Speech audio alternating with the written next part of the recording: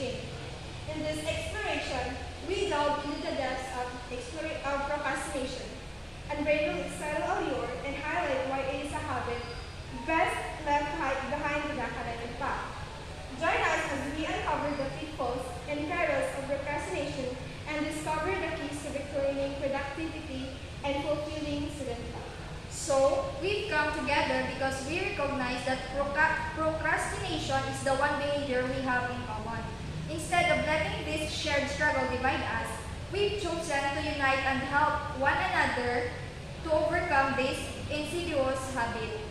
Our goal is clear: to support and empower each other on the path to conquering procrastination and unlocking our full potential.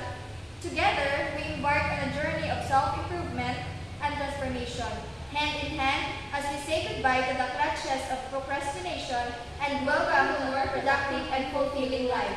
So here are our variables in our reinforcing loop.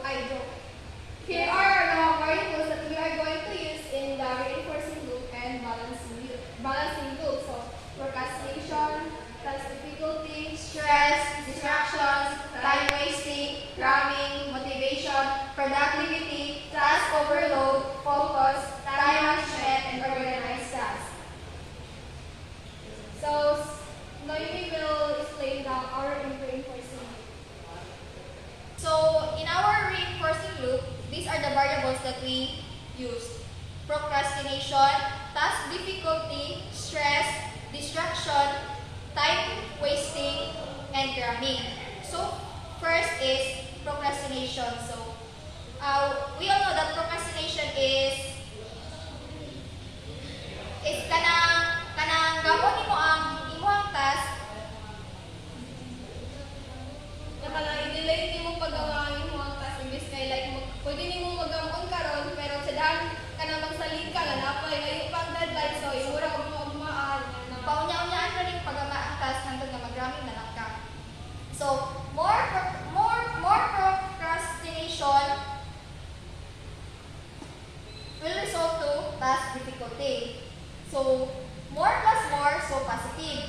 So, when the task is already difficult, so we increase ang stress nga iya mahatag sa individual. So, more task difficulty, more stress equals to more, so positive.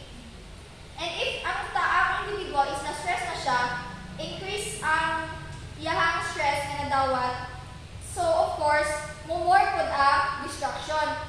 Kaya stress naman ang individual, so makita siya og alternative ways na para ma-distract niya iya nga kagalingon kay since stress siya, so makita siya og kuan nga na dili niya mahuna-hunan to mga stress niya, so ma-distract siya. So more stress, more distraction, positive.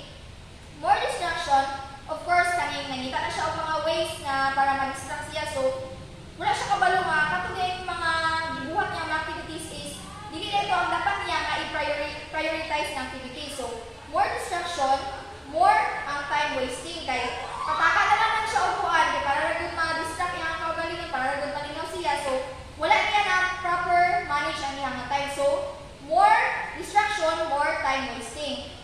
More time wasting, of course, it will result to more cramming. So more plus more, so positive.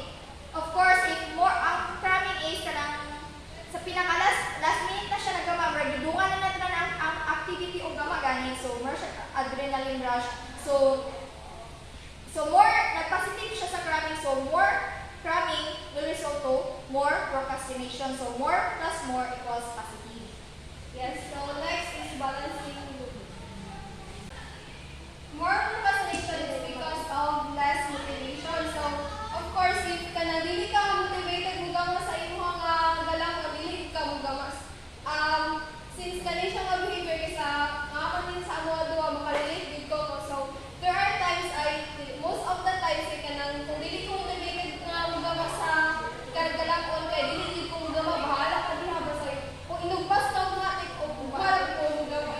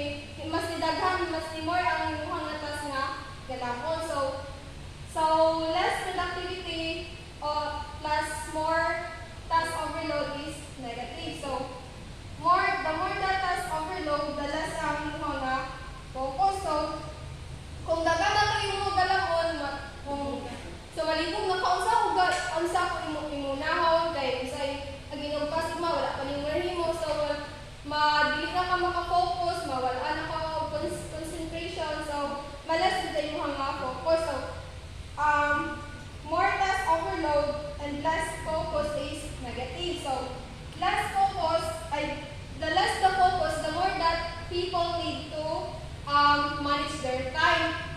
So less focus and the less the focus, the more the need of time management. So less focus, more time management is negative. So if mamanage sa nimo ang time, kabalo na ka kung sa imong buhaton, kung sa karon nga adlaw abi kay nakay-schedule nga na time kay kana buhaton. So more pa mo nga organized ka. So more time management is more organized task positive. So if organize na yung mga task, of course malas na yung mga procrastination kay organize naman yung mga task kana dili naman ka magpuras-puras kay na organize na yung mga task kana kabalo na ka sa pasunod. So malas gid ang procrastination. So that is the end of the balancing loop.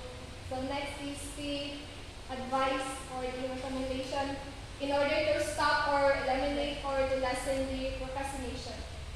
Since na-explain naman ang mga reinforcing of balancing, then Noemi will explain or recommend or advice para sa mga aduwa, para may stop na ang kanang toxic behavior, especially sa mga student, kay dito na siya job kamaayo, mabuhat-buhaton. So, we all know that procrastination is very common, especially sa mga students, diba?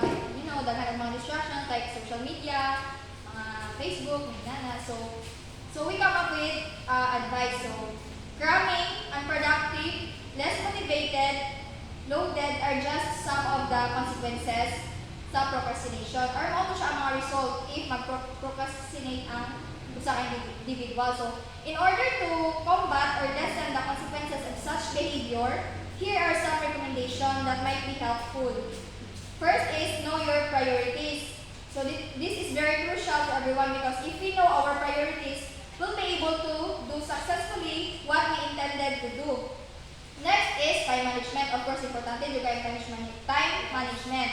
If we know how to manage our time properly, it will be a big factor in achieving or doing the task effectively and efficiently. So another factor is high motivation. It also plays an essential role in preventing or lessening procrastination. So if we are motivated enough, then there will be no reason not to do the task. So self-focus and less distraction are also important factor that should be considered. So having focusedness will help you to do the task effectively and successfully. So those are our recommendation and advice in order to stop or prevent the procrastination. Thank you. By the way, I am Bsba-Iii. And I am Bsba-Iii, and mo to siya nga mga presentation sa system thinking, and our problem is procrastination.